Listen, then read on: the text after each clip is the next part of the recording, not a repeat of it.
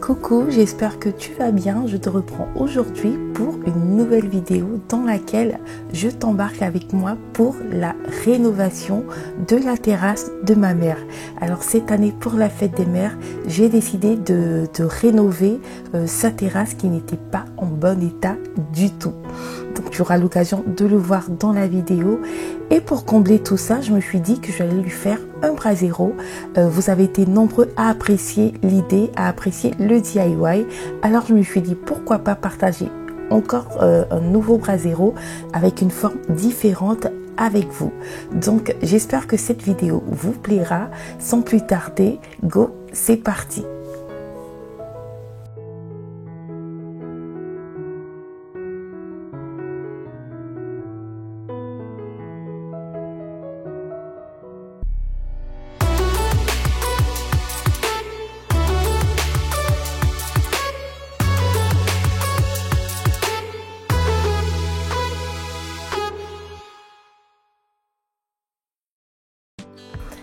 Donc on va commencer par le brasero. Ce sera un deuxième brasero que je vais faire cette fois-ci avec une forme différente. Donc ça sera dans une forme rectangle ou carré et pour ça on va utiliser le même matériel qu'on a utilisé la première fois. Donc mon sac de mortier réfractaire, donc de ciment, toujours ma pelle, une pelle de jardin, ce que vous avez, mes gants que je vais m'empresser de porter d'ailleurs. Et donc j'ai pris ce récipient là chez Carrefour, donc j'ai voulu changer un peu, changer de forme. Donc je me suis dit qu'un brasero avec une forme rectangle serait pas mal. Donc j'ai fait exprès pour laisser l'étiquette pour que vous puissiez voir le litrage. Donc il est de 5 litres, c'est une boîte plastique normale. Voilà. Et donc ici j'ai également recyclé une petite boîte pour laquelle j'utilisais pour les lavettes, pour ranger mes lavettes microfibre. Je vous laisse également les dimensions au cas où ça vous intéresse. Donc je vais commencer par tester et voir tout ça. Après j'ai ici mon huile, donc le gasoil que je vais utiliser également pour graisser. Cela me permettra en fait de mieux démouler le deuxième récipient. Donc j'enlève toutes les étiquettes et voilà, on va commencer. Donc j'ai toujours mon sac de ciment. À la base je l'avais acheté, il faisait 25 kilos. Et donc on va commencer en mettant d'abord le ciment. Donc on va mettre le ciment dans le récipient et par la suite on va venir y mettre de l'eau et travailler tout cela.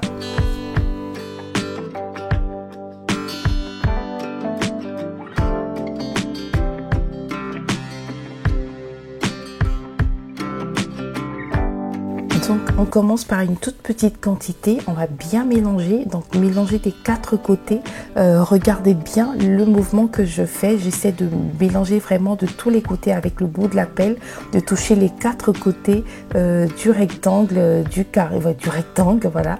Et donc au fur et à mesure, je vais rajouter mon ciment, je vais rajouter mon mortier et bien mélanger par la suite. Et quand le besoin se fera sentir, je vais rajouter de l'eau et mélanger encore. Je n'oublie pas de repartir dans tous les quatre côtés. Et regardez le mouvement que je fais. Je travaille bien le mortier, je travaille bien le ciment, de sorte à bien le remuer, à ce qu'il soit mélangé en fait avec de l'eau.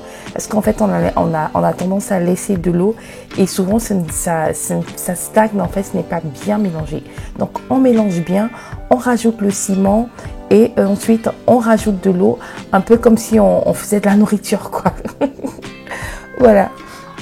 Donc on mélange bien et on tourne également, vous voyez le mouvement que je viens de faire. Donc je vais tourner de l'autre côté pour que je puisse vraiment mélanger de tous les côtés possibles, de sorte à ne laisser aucun côté, voilà, aucun ciment ou aucune eau, voilà, stagner d'un côté. Donc on mélange bien, on regarde la texture, on refait les mouvements comme ça pour vraiment être sûr de ne rien laisser et on continue comme ça. On répète l'opération au fur et à mesure.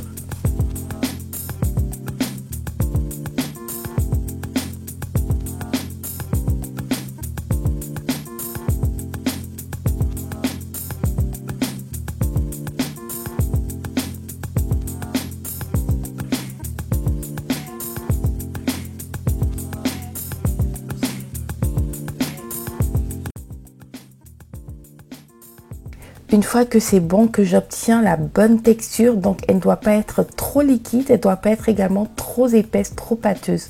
Voilà. Ensuite, on va venir avec l'huile de moteur graisser le deuxième récipient, donc graisser le dos.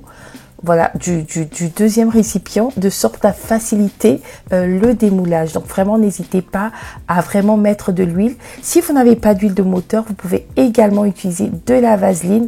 Voilà, ça pourrait également vous permettre de bien le démouler.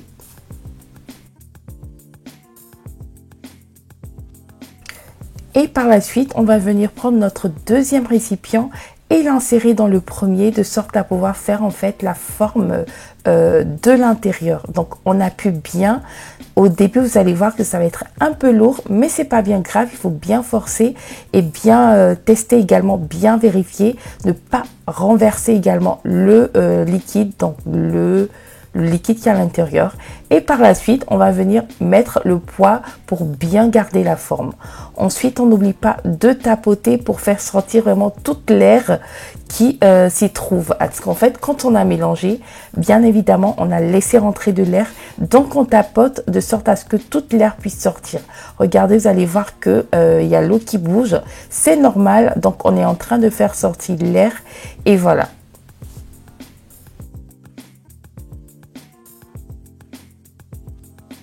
Donc, on se retrouve 2 jours après au balcon, donc, on va dire à la terrasse de ma mère, et regardez l'état dans lequel elle se trouve.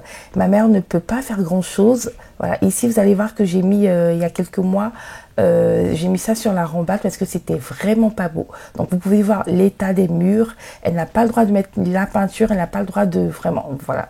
Et ici également, il y a beaucoup de pigeons qui passent et donc qui laissent que des crottes. C'est vraiment difficile.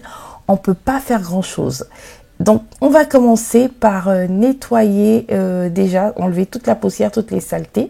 Parce qu'en fait, ma mère aussi est accro à la propreté, donc il y a un balai et des chaussures spéciales voilà, pour l'extérieur, donc pour la terrasse, et d'autres pour l'intérieur. On n'a vraiment pas le droit de rentrer avec ça dans le salon. Donc on enlève tout ça.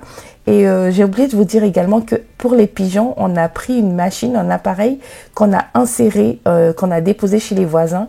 Enfin, Amazon dit que ça fait fuir les pigeons, donc on va essayer pour voir ce que ça donne. Donc j'ai ici avec moi un scotch ruban adhésif, pardon, double face. Donc du coup, j'en avais pas assez et celui-là, il est beaucoup plus large. Et comme j'en avais pas assez, je me suis dit que j'allais utiliser ça comme première base. Donc je vais venir fixer la clôture avec ça, enfin le mur. Donc voilà, la rambarde avec ça du côté des extrémités. Et par la suite, une fois que j'ai fini avec lui, je vais venir prendre un deuxième ruban adhésif, mais celui-là qui est beaucoup plus mince donc que le précédent. Et celui-là, je vais essayer maintenant je vais venir, le mettre en fait sur tout l'alignement, carrément sur tout l'alignement.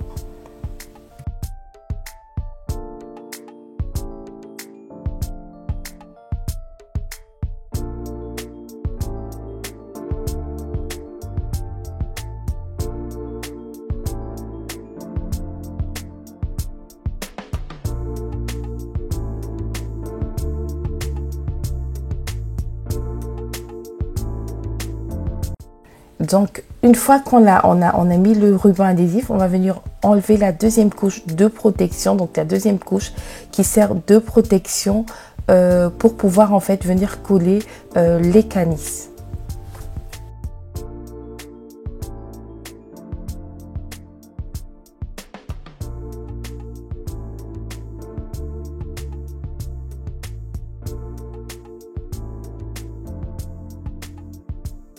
À un moment, je me suis rendu compte que j'allais pas en avoir pour tout. Donc du coup, ce que j'ai fait, c'est que j'ai coupé par petites sessions et j'ai essayé de mettre en fait un peu partout de sorte à ce que ça puisse suffire.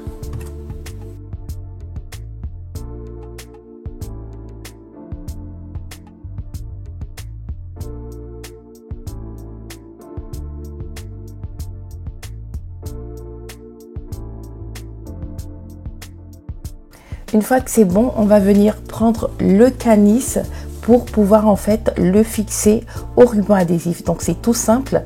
On essaie de trouver la bonne face et par la suite on vient le coller. À la base, l'idéal serait d'utiliser des fils de fer donc, que je n'avais pas sur moi.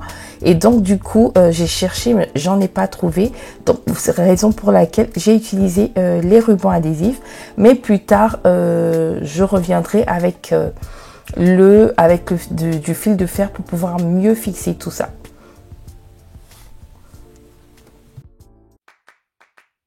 Donc j'appuie bien, je colle bien et je m'assure que tout soit sur la même face. Et ensuite, je tape bien pour bien fixer tout ça.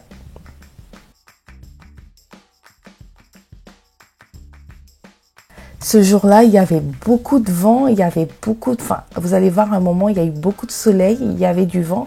Moi, je suis frileuse, donc c'était pas évident du tout. Et il fallait aussi que je me dépêche, étant donné que j'avais éloigné ma mère pour ne pas qu'elle le sache. Donc, du coup, c'était une surprise. Et donc, j'avais vraiment... je courais vraiment. J'avais vraiment pas le temps. Il fallait que je finisse tout ça.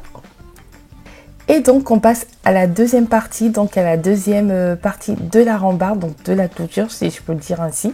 Et donc pareil, on fait la même chose, on va venir coller également, fixer le canis aux bandes, au ruban adhésif, voilà.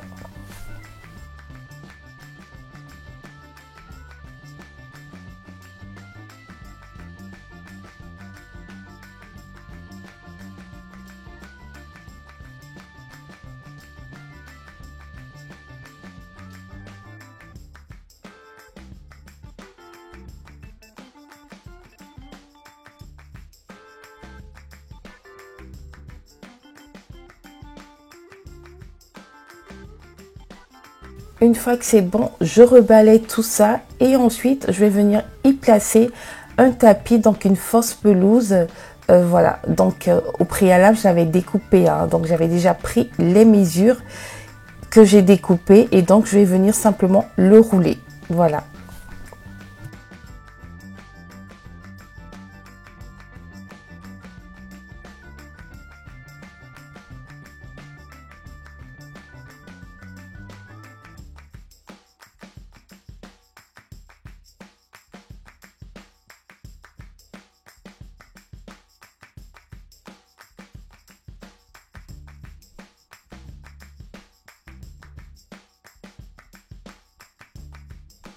Donc pour le deuxième, comme je l'avais dit, j'avais pris des mesures et donc je les ai coupées.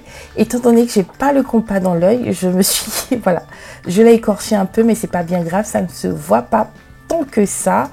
Voilà, donc également ça rentre bien et donc je vais venir également le rouler.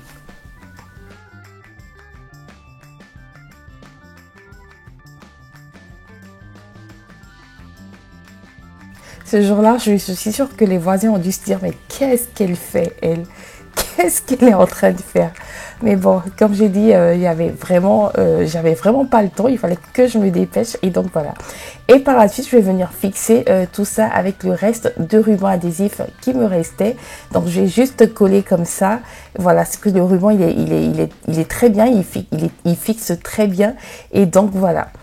J'ai également pris ces petits fauteuils là, voilà.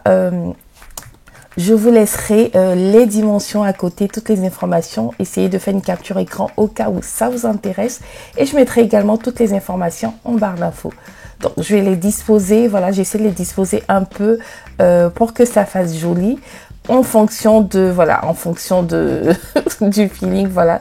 Et comme vous pouvez le voir, il y avait beaucoup de vent, il y avait vraiment beaucoup de vent et c'était pas évident du tout. Mais bon.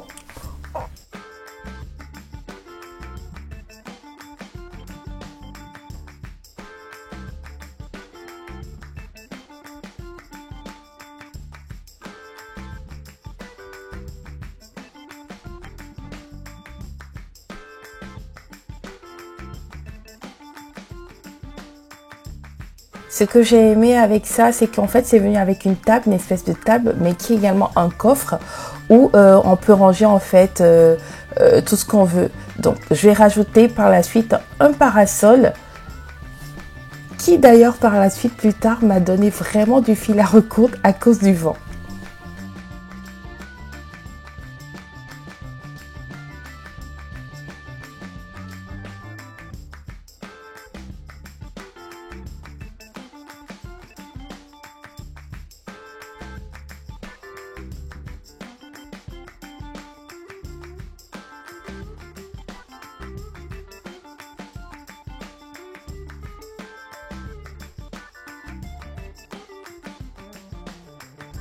Comme j'ai dit, on peut vraiment ranger tout ce qu'on veut ici. Donc ici, je vais venir mettre le reste du tapis et également le sac du parasol. Donc j'ai également pris un barbecue dans une boutique. Voilà, je vous laisserai tout en barre d'infos que je vais venir disposer ici. Voilà, pour qu'elle puisse voilà passer vraiment un moment de qualité au balcon, à la terrasse. Donc on se retrouve pour démouler le brasero. Donc comme je vous l'ai dit, quand on met vraiment quand on graisse vraiment le deuxième récipient, on n'a vraiment pas trop de mal pour le démoulage. Donc là vous voyez ici, j'ai vraiment pas eu du mal.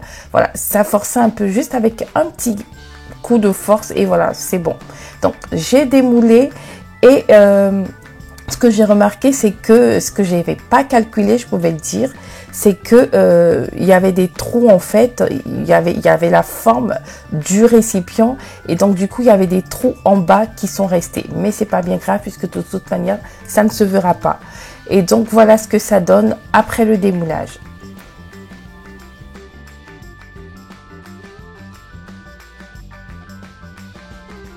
On va venir par la suite prendre une feuille de verre et poncer tout ça. Question de l'embellir un peu.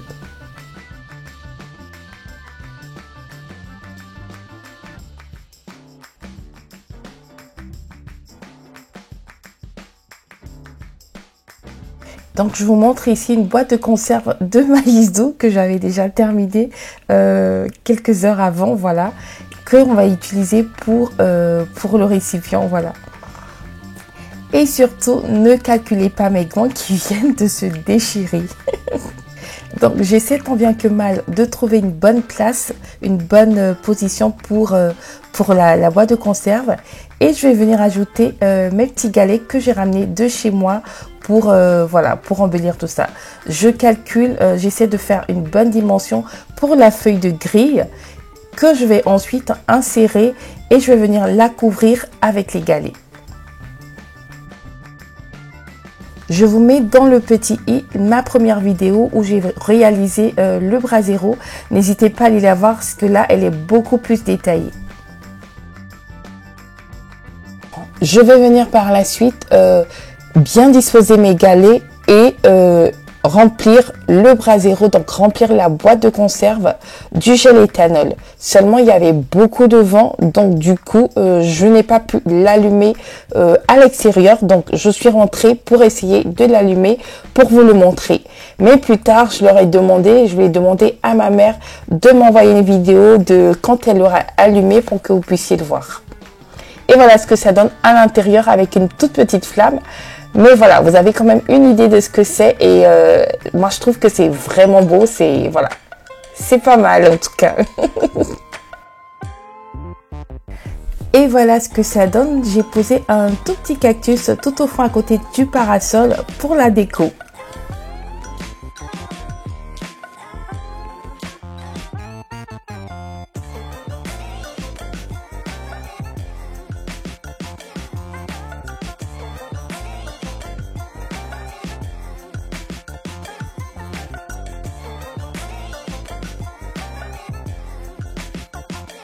Et quand elle est rentrée, ma mère, elle était vraiment contente, elle était surprise, stupéfaite, elle n'avait pas de mots. Et elle a eu envie de barbecue en même temps quand elle a vu le barbecue. Donc mon beau-père et elle se sont donnés à cœur joie à un barbecue.